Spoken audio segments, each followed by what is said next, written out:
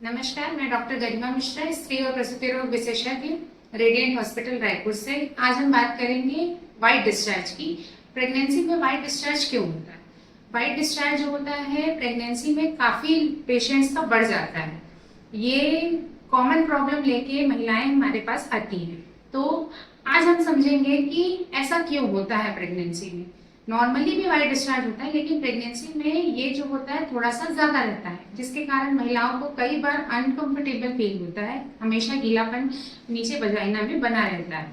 तो अगर हम देखें, इसका फिजियोलॉजिकल कॉज हो सकता है और पैथोलॉजिकल कॉज हो सकता है। तो जो फिजियोलॉजिकल कॉज है, आप ये बात सोचिए कि प्रेगनेंसी में आपके गर्भ में भ्रूण पल रहा है, जिसके कारण पूरे शरीर की ब्लड सप्लाई जो होती है उस तरफ जो होती है डाइवर्ट हो जाती है, ताकि वो भ्रूण के विकास में हेल्प कर सके। इसी के कारण जो यूट्रस होता है और वजाइना होता है उसकी भी ब्लड सप्लाई बढ़ जाती है, जिसके कारण जो प्लाज्मा होता है हमारे ब्लड का वो रिस कर वजाइना में कई बार निकलने लगता है। सो ये एक पहला कारण है जो कि वजाइना में डिस्चार्ज बढ़ जाता है ड्यूरिंग प्रेगनेंसी, ब्लड फ्लो के बढ़ने के कारण। दूसरा रीजन होता है, अगर हमारे वजाइना में किसी तरीके का इन्फेक्शन होगा मान लीजिए, तो वो गर्भ में पल रहे शिशु को भी वो इन्फेक्शन होने का खतरा रहता है। सो हमारा शरीर जो है ये जानता है कि हमें उस गर्भ को इन्फेक्शन से प्रोटेक्ट करना है,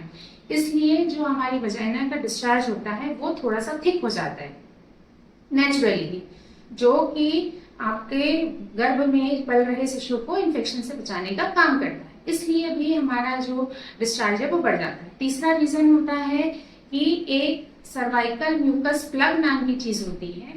बेसिकली जो सर्विक्स होता है, बच्चेदानी का मुंह होता है, वहां पे एक म्यूकॉइड थिक डिस्चार्ज होता है जो कि बच्चेदानी के मुंह को बंद करके रखने का काम करता है।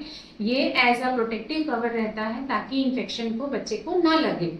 जिसलिए जब आप डिलीवरी के समय लेबर में जाते हैं और बच्चेदानी का मुंह खुलने लगता है, तो आप देखेंगे कि आपको ब्लड के साथ में ऐसा थिक म्यूकॉइड गाढ़ा पानी सा जाता है, जिसको जो होता है सर्वाइकल म्यूकस प्लग बोलते हैं। और ये डिलीवरी के समय जब बच्चेदानी का मुंह खुलता है तभी ये बच्चेदानी से रिलीज होता है। अब अगर हम बात करते हैं पैथोलॉजिकल कॉजेस की, तो पैथोलॉजिकल कॉजेस में ये बैक्टीरियल इन्फेक्शन हो सकता है, ये फंगल इन्फेक्शन हो सकता है। प्रेगनेंसी में इम्यूनिटी बहुत कम हो जाती है, जिसके कारण मोस्ट कॉमन इन्फेक्शन जो होता है वो कैंडिडा इन्फेक्शन होता है। कैंडिडा एक फंगल इन्फेक्शन होता है जो कि प्रेगनेंसी में एसिडिटी की वजाइना की एसिडिटी को चेंज करने के कारण होता है।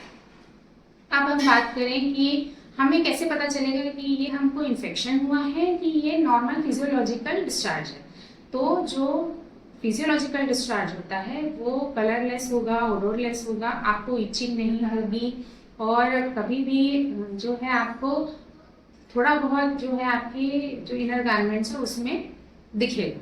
लेकिन अगर ये इन्फेक्शन के साथ एसोसिएटेड होता है तो इसमें किसी तरीके का कलर हो सकता है, या फिर वो दही जैसा फटे दही जैसा थिक कर्डी डिस्चार्ज हो सकता है, या फिर वो ग्रीनिश हो सकता है, या फिर उसमें खुजली बहुत ज़्यादा होगी। कभी कभी ये यूरिन के इन्फेक्शन के साथ भी एसोसिएटेड हो सकता है। इसलिए अगर आपको इन सब सिम्टम्स मिलते हैं तो आपको आपके डॉक्टर के पास मिलना है जाके। कभी कभी जो ये व्हाइट डिस्चार्ज जो कि इन्फेक्शन के कारण होता है वो कई बार पेट में दर्द के साथ भी एसोसिएटेड हो सकता है। तो अगर ये आपको डिस्चार्ज पेट में दर्द के साथ एसोसिएटेड है, या फिर आपको पेशाब जैसा पानी जाने लगा है, या फिर आपको रुक रुक के दर्द आ रहे हैं, उस कंडीशन में आपको आपके डॉक्टर से मिलना जरूरी हो जाता है, नहीं तो आप प्रीटर्म लेबर में जाने का खतरा हो सकता है।